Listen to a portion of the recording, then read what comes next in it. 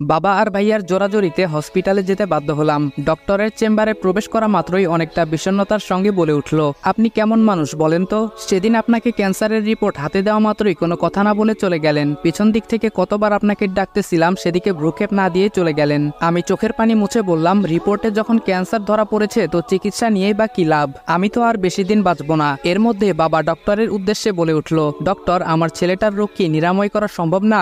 Doctor বলল, দেখুন, আপনার ছেলে অধিক পরিমাণে মদ্যপান করেছে, এতে তার অনেক কিছুই ক্ষতি করে ফেলেছে। বুঝতেই পারছেন আমি কি বোঝাতে চাচ্ছি। আমি বললাম, ডাক্তার, আপনাকে সত্য কথা বলার জন্য অসংখ্য ধন্যবাদ। আমিও সেটাই এদেরকে বোঝাতে চেষ্টা করছিলাম। বেশি দিন বাঁচব না, এরা এই কথাটি বিশ্বাসই করতে চাচ্ছে না।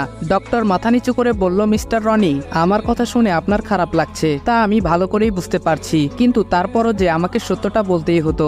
ডক্টরের কথা শুনে উপস্থিত বাবা মা, ভাইয়া, অদিতি, তারা সবাই কান্নায় ভেঙে পড়ল। তাদের এই দৃশ্য দেখে নিজেকে আর আটকাতে পারলাম না। শব্দহীনভাবে চোখ থেকে অঝোর ধারায় জল গড়তে লাগলো। বুকটা ফেটে হাহাকার করছে। আমি সত্যিই এই পৃথিবীর মায়া ছেড়ে চলে যাব, এটা ভাবতেই বুকের ভেতরে দুমড়ে মুচড়ে উঠছে। নিজেকে সংযত রাখতে পারছি না। এখন কেন জানি বেশি দিন বাঁচতে ইচ্ছা করছে, কিন্তু রোগ তো আমার পিছু ছাড়বে না, সে আমাকে ধ্বংস করেই ছাড়বে।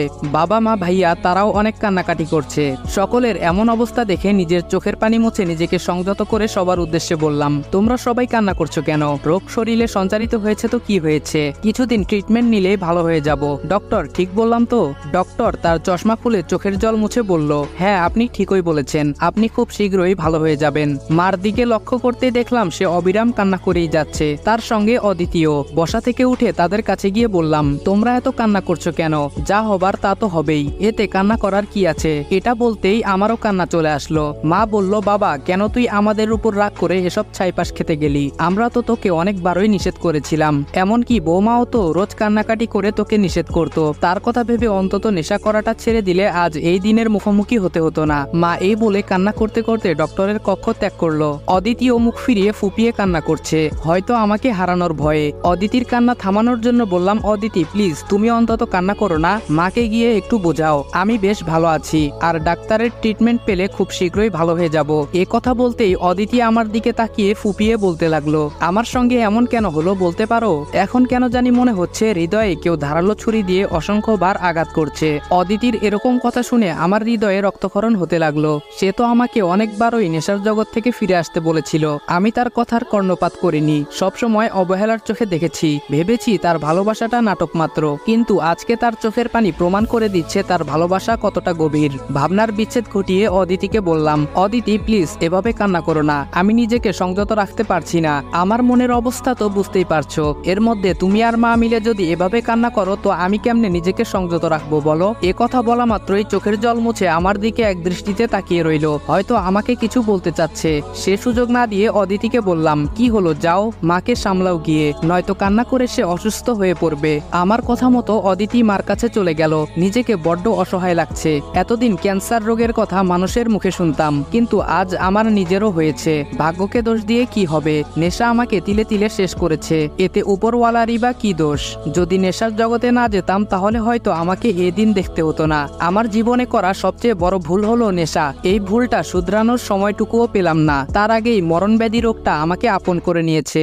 এখন শতবার চাইলেও এই রোগ আমাকে ছাড়বে না, সে আমাকে চিরন্তর পরিবার থেকে বিদায় করবে। এটা ভাবতেই বুক ফেটে যেন কান্না আসছে, তারপরও কান্না করতে পারছি না। আমি কান্না করলে যে মা আর অদিতি তারা পুরোপুরি ভেঙে পড়বে, এটা ভেবেই কান্নাটা নিজের মাঝে চেপে রাখতে শুরু করলাম। সেদিন হসপিটাল থেকে মেডিসিন নিয়ে বাড়িতে চলে আসি। বাড়িতে আসার পর সবাই কেমন জানি নিশ্চুপ হয়ে যায়। মা সব সময় আমার কাছে এসে বলতো, বাবা, তোর কিছু খেতে ইচ্ছে করলে আমাকে বল, আমি তোকে তাই এনে দিচ্ছি। মার এমন কথা শুনে খুবই কষ্ট পেতাম। বুঝতে পারতাম আমি তাদের মধ্যে কদিনের জন্য অতিথি হয়েছি মাত্র, এর জন্য এত আদর যত্ন করছে। হাজারটা কষ্ট বুকে চেপে রেখে মাকে হাসি মুখেই বলতাম, মা, কি বলছো এসব? আমি কি কোনো অতিথি নাকি যে আমাকে সবসময় ভালো ভালো খাবার খেতে হবে? মা আমার কথা শুনে চোখের পানি মুছে চলে যেত, দ্বিতীয় কোনো কথা বলতো না।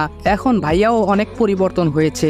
আগে তো তার সঙ্গে ধাক্কা লাগলেও আমার সাথে কথা বলতো না, ইদানিং আমার ভালোই খোঁজ খবর নিচ্ছে।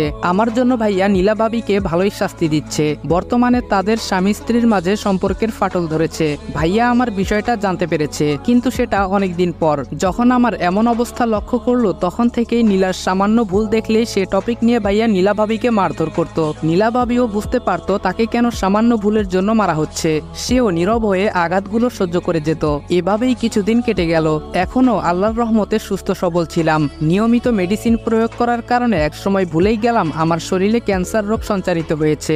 অপরদিকে ভাইয়া ভাবিদের রোজ ঝগড়া লাগতো। এক পর্যায়ে ভাইয়া একদিন আমাদের সকলকে ডেকে বলল, আজকে তোমরা যে যাই বলো না কেন, নীলাকে আমি এই বাড়ির বউ হিসেবে আর রাখতে চাচ্ছি না। আমি ওকে ডিভোর্স দিতে চাই। ভাইয়ার মুখে ডিভোর্সের কথা শুনে চমকে উঠলাম। বুঝতে পারছিলাম না কেন ভাবিকে ডিভোর্স দিতে চাচ্ছে। উপস্থিত বাবা মা অদিতি তারা নিশ্চুপ হয়ে দাঁড়িয়ে আছে, কোনো কিছু বলছে না। আর ওইদিকে নীলা ভাবি ভাইয়ার পা জড়িয়ে কান্নাকাটি করে ডিভোর্স দিতে মানা করছে। এই দৃশ্য দেখে বড্ড খারাপ লাগলো। নিজেকে সংযত রাখতে না পেরে ভাইয়ার উদ্দেশ্যে বললাম, ভাইয়া আজ কেন ভাবিকে ডিভোর্স দিতে চাচ্ছ? রাকিব ভাইয়া রাগান্বিত হয়ে বলল, নীলার জন্য শুধুমাত্র আমাদেরকে এমন দিন দেখতে হচ্ছে, আর তোর এই অবস্থার জন্য নীলাই দায়ী। তাই আমি সিদ্ধান্ত নিয়েছি এমন কালনাগিনীকে আমার লাইফে রাখবো না, ডিভোর্স দিয়ে দিব তাকে। ভাইয়ার কথা শুনে কিছুটা হেসে বললাম, নীলাকে একা দোষ দিচ্ছ কেন? তোমরা সবাই আমার সঙ্গে একই রকম আচরণ করেছো। বাবা মা এমনকি আমার সহধর্মিনী অদিতিও আমাকে ছেড়ে চলে গিয়েছিল। 3টা মাস এই বাড়িতেই ছিলাম। তোমরা তো আমার খোঁজ খবর ভুলেও নাওনি। আমি খেলাম নাকি না খেয়ে রইলাম তোমরা সেটা বিন্দুমাত্র জানার আগ্রহ নিয়ে আমাকে জিজ্ঞেস করনি। অদিতিও কোনোদিন ফোন করে জানতে চাইনি, উল্টো সিমটাই বন্ধ করে ফেলেছিল। তাহলে এখন নীলার একার বিচার করছো কেন? তার সঙ্গে বাবা মা অদিতি এবং তুমি বড় ভাই হয়ে আমার মাথায় আঘাত করে রক্ত জড়িয়েছিলে। আজকে তোমার নিজের বিচারটাও করো দেখি। রাকিব ভাইয়া নিশ্চুপ। আমি বললাম, কষ্ট শুধু নীলা ভাবি আমাকে দেয়নি, তার সঙ্গে তোমরা সবাই আমাকে একই রকম কষ্ট দিয়েছো। সুতরাং এখানে নীলাকে একার শাস্তি দিয়ে কোনো লাভ নেই। যা হবার সেটা হয়েছে। এখন নীলাকে ডিভোর্স দিলেই কি সবকিছুর সমাধান হবে? তার থেকে নীলা ভাবিকে নিয়ে ভালোভাবে সংসার শুরু করো। আমার এসব কথা শুনে প্রথমে অদিতি কান্না করতে করতে রুমে চলে গেল। বাবা মাও মাথা নিচু করে চলে গেল। রাকিব ভাইয়া হুট করেই আমার হাত জড়িয়ে ধরে বলল, ভাই আমাকে ক্ষমা করে দে। আমি নীলার মিথ্যা কান্না দেখে সেদিন নিজেকে সংযত রাখতে পারিনি। রাগের ঘোরে তোর মাথায় আঘাত করে ফেলেছি। আমি বললাম, আমার কারো প্রতি রাগ অভিমান অভিযোগ নেই। অতীতের সবকিছুই ভুলে গিয়েছি। আমাকে নিয়ে শুধু শুধু অশান্তি সৃষ্টি করো না। তোমরা ভালো থাকো এই প্রত্যাশাই আমি করি। এই বলে নিজের রুমে এসে লক্ষ্য করলাম অদিতি বালিশের মাঝে মুখ লুকিয়ে কান্না করছে। হয়তো তখন আমার বলা কথা শুনে অদিতি কষ্ট পেয়েছে, এর জন্যই কান্না করছে। তারপর অদিতির সামনে গিয়ে বললাম, সরি অদিতি, তোমাকে কষ্ট দিয়ে কথা বলার কোনো ইচ্ছাই আমার ছিল না। ভাইয়াকে বুঝাতে তোমার কথাটাও আমাকে বলতে হলো।